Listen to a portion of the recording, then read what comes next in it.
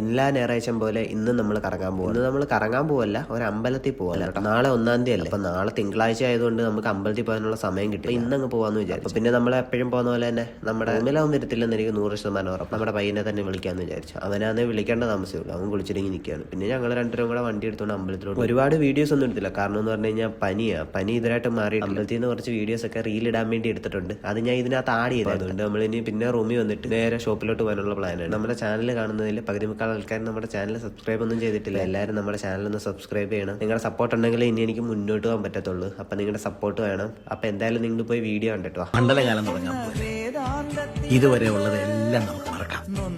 മനസ്സും ശരീരവും ദൈവത്തിൽ അർപ്പിച്ച് 41 ദിവസത്തെ വ്രതം നന്മയുണ്ടാകും. ഹരിഹര സുതനടിയനെ ഇനി സാന്ത്വനത്തേനൂട്ട് ഹാലാസ്യനാഥന്റെ പൊന്നുണ്ണിയായന്റെ സംഗീത പൊരുള് അയ്യപ്പൻ സായുജ്യ പടവ്.